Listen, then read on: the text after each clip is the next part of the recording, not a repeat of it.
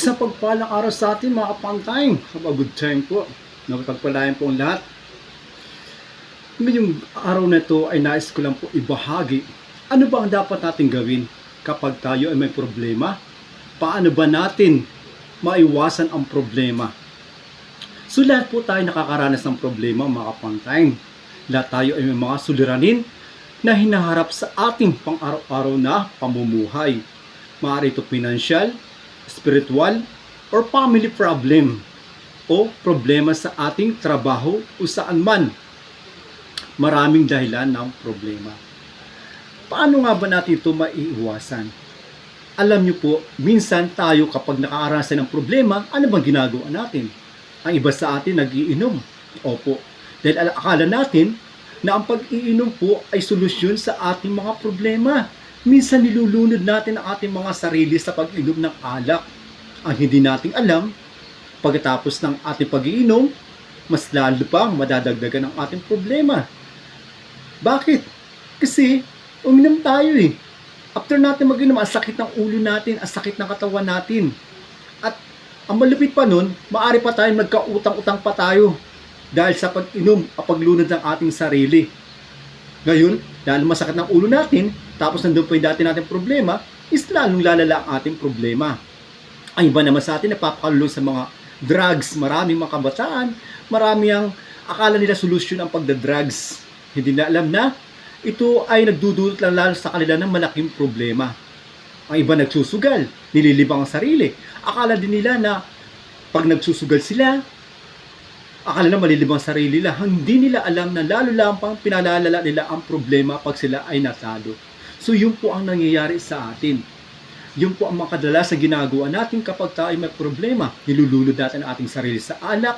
Minsan tayo ay nagsusugal. At minsan sa droga na hindi naman dapat. Yan yung mga ginagawa natin kadalasan na alam natin na akala natin makakatulong sa ating mga problema. Minsan nanonood tayo ng TV, internet, o ano pang mga ginagawa natin para malibang lang tayo. Pero hindi yun ang tamang solusyon.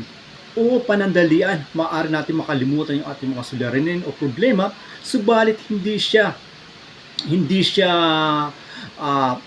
may papayo na solusyon para sa ating problema dahil din po ay maaari lamang magdulot na mas malaking problema sa atin. So ano nga ba ang dapat natin gawin? Sabi nga ng ating Panginoon, kung tayo mayroong problema, maaari tayong una ay lumayo. Opo, lumayo tayo sa ating problema, pumunta tayo sa isang lugar na napakatahimik, sa lugar na kung saan tayo ay makapagmuni-muni at makapag-isip sa ating mga problema.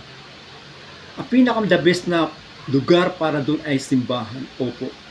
Kung ano man ang yung mga tahanan o sambahan na maaari kayong makapagmilay sa inyong mga problema. Yung isa po yan sa pinakamagandang lugar para po tayo makapagmuni-muni sa ating mga problema, may ilalabas natin ang ating mga problema. Doon po ang pinaka-the best na lugar para sa ating mga problema.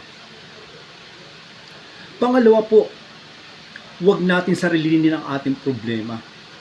Opo, pag ginawa na natin ang ating best sa ating problema, ginawa natin lahat, hindi natin kailangan na yakapin lahat ng ating problema.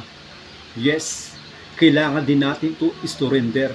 Yes, kanino? Sa ating Panginoon siyempre. Dapat isuko din natin sa ating Panginoon ang ating suliranin o problema sa ating buhay. Siya na ang bahala. At least ginawa natin ang lahat. Hindi natin pwede sarilinin natin ang problema. Dahil hindi natin masusolusyonan. Dapat natin ito ay upabaya sa Kanya at magtiwala tayo manalig sa Kanya. Ang importante, ginawa natin ang ating best. Ginawa natin na yung ating makakaya para solusyonan ang ating problema at siya na po ang kasunod na gagawa ng paraan. Siya na po ang bahala sa mga susunod nating suliranin. Basta ang pinaka-importante po, pumunta tayo sa lugar na tahimik, sa isang lugar na kung saan hindi ito magdudulot sa atin ng mas lalong malaking problema. Lumayo tayo sa problema. Kagaya din niya sa pamilya o sa mag-asawa. Minsan nag-aaway ang mag-asawa.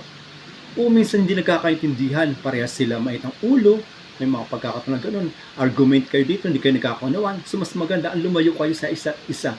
Pero hindi ibig sabihin na lalayo na kayo, maghihiwalay kayo. Ang ibig sabihin lang yan, magpalamig lang muna kayo. At naging malamig na kayo at okay na kayo, sa kayo mag-usap dalawa. Pag mayroon na kayong peace of mind at doon, mapagtatanto nyo yung bawat pagkakamali ng bawat isa sa inyo. Doon matatanggap nyo ang bawat katwiran ng bawat isa. So yun po yung pinaka-the best. At pangalawa, pumunta kayo sa lugar na kung saan napakatahimik. Tahimik na kung saan makapag-isip kayo ng malaya.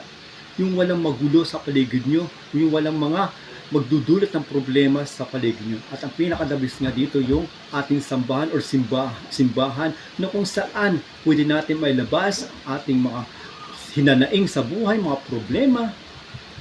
At doon po ay maaari tayong mabigyan din ng payo na maaari makatulong sa ating mga problema.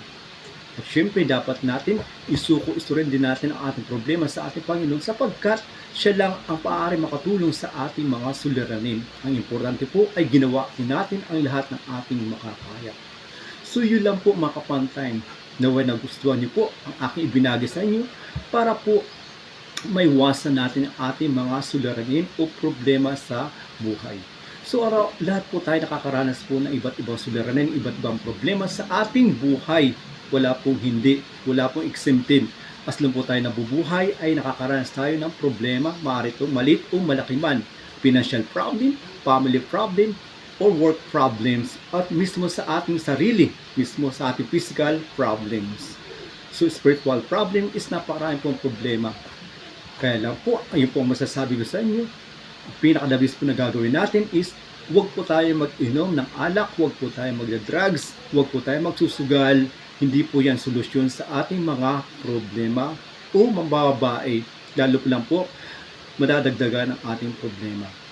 Ang gawin po natin, pumunta tayo sa lugar na napakatahimik at na makakapag-isip po tayo.